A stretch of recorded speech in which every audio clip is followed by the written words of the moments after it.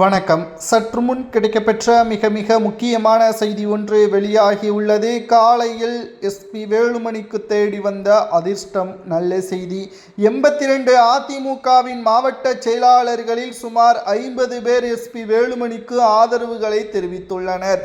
இதனால் தானாக எடப்பாடி பழனிசாமி அவர்கள் ராஜினாமாவை செய்ய வேண்டும், இல்லை என்றால் நீதிமன்றம் தேர்தல் ஆணையத்திற்கு சென்று எடப்பாடி பழனிசாமி அவர்களை பதவியில் இருந்து நீக்க நாங்கள் முயற்சிகளை எடுப்போம். எடப்பாடியாக நேரடியாக பொதுக்குழுவை கூட்டி அவரது ராஜினாமாவை தெரிவிக்க வேண்டும், இல்லை என்றால் ஒட்டுமொத்தமாக அவரை கட்சியிலிருந்தே நீக்குவதற்கு எங்களுக்கு அதிகாரத்தை நீதிமன்றமும் தேர்தல் ஆணையமும் வழங்கும். எத்தனை ஆண்டுகள் ஆனாலும் இந்த பிரச்சனை நாங்கள் முடிவிற்கு வரும் வரை தேர்தலையும் எதிர்கொள்ள மாட்டோம் என்பதற்கேற்ப அதிமுகவின் அரசியல் வட்டாரத்தில் செய்திகள் தற்பொழுது கிடைக்கப்பெற்றுள்ளது. இந்த பிரச்சனை சட்டசபை தேர்தல் முடிந்ததில் இருந்து கிட்டத்தட்ட 8 நாட்களுக்கு மேலாகவே பிரச்சனைகள் அதிகரித்து கொண்டிருக்கிறது. புதுச்சேரியில் அனைவரும் ஒன்றாக செயல்பட்டார்கள். புதுச்சேரியில் அனைத்து எம்எல்ஏக்களையும் எடப்பாடி சந்தித்தார். ஆனால் எடப்பாடியின் அந்த கோரிக்கையை எங்களால் முழுமையாக ஏற்றுக்கொள்ள முடியவில்லை. திமுகவுடன் கைகோர்ப்பதற்கு எங்களுக்கு எம்ஜிஆர் அவர்கள் காட்டி தந்த வழியும் ஜெயலலிதா அவர்கள் சிறப்பாக வழிநடத்திய வழியும் எடப்பாடி எங்களை தவறான பாதைக்கு கொண்டு செல்கிறார் என்பதை உணர்த்த பிறகுதான் நாங்கள் விஜய் அவர்களுக்கு ஆதரவுகளை கொடுத்தோம். திமுகவை விஜய் அவர்களும் தான் எதிர்க்கிறார்கள்.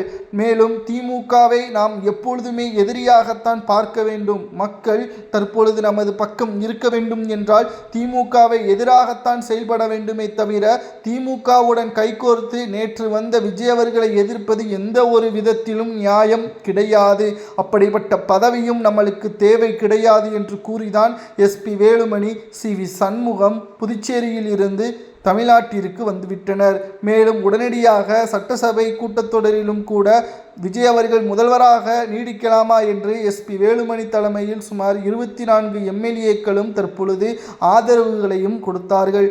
இதுவும் எடப்பாடி பழனிசாமி அவர்களுக்கு கடுமையான கோபத்தை ஏற்படுத்தி கொறடாவின் பேச்சை எஸ்பி வேலுமணியின் ஆதரவாளர்கள் எதிர்த்து விட்டார்கள் என்று தெரிவித்தார்.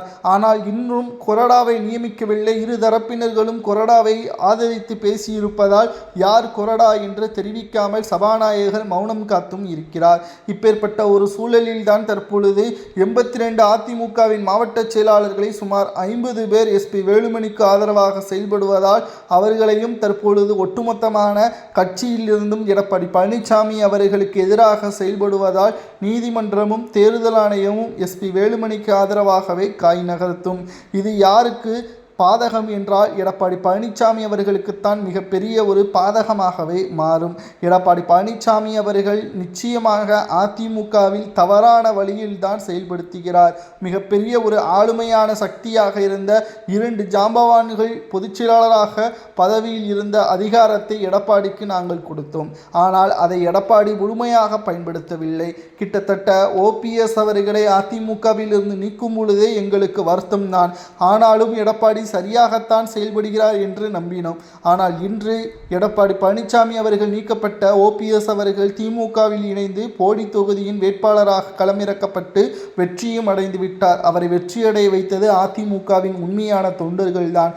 உண்மையான தொண்டர்கள் ஓபிஎஸ் மீது வைத்த அன்பும் பாசமும் நாங்கள் வைக்க தவறிவிட்டோம். அதற்கான தண்டனையை தான் இப்பொழுது நாங்கள் அனுபவிக்கிறோம்.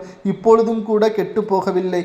நிச்சயமாக கட்சியிலிருந்து நீக்கப்பட்ட சசிகலா அவர்களை மீண்டும் அதிமுகவில் இணைந்து மிகப்பெரிய ஒரு பேர் இயக்கியமாக மாற்ற வேண்டும் என்பதை நாங்கள் உணர்த்துகிறோம். சுமார் 82 அதிமுகவின் மாவட்ட செயலாளர்களில் 50 மாவட்ட செயலாளர்கள் இருப்பதால் நிச்சயம் எங்களுக்கு சாதகமாகத்தான் அனைத்து முடிவுகளையும் எடுக்கக்கூடிய ஒரு சூழல் உருவாக்கும்.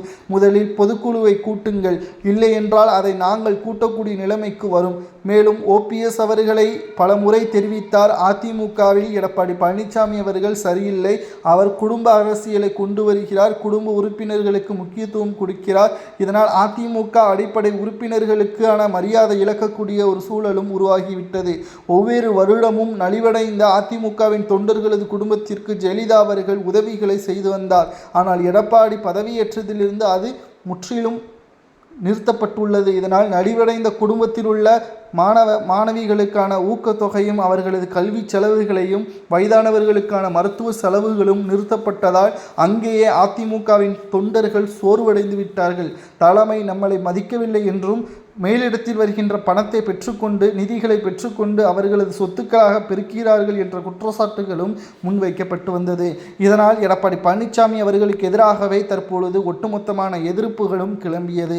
இந்த நிலையில்தான் சுமார் 82 மாவட்ட செயலாளர்களில் 50 பேர் எஸ்பி வேலுமணி சி.வி. சண்முகத்திற்கு ஆதரவாக செயல்பட்டு தங்களது ஆதரவுகளை நிலைநிறுத்தி எடப்பாடி வேண்டாம் என்று திட்டவட்டமாக தெரிவித்துவிட்டனர். பல மாவட்டங்களில் எடப்பாடி பழனிசாமி அவர்கள் மாவட்ட செயலாளர்களை நீக்கி புதிய மாவட்ட செயலாளர்களையும் நியமித்தார்.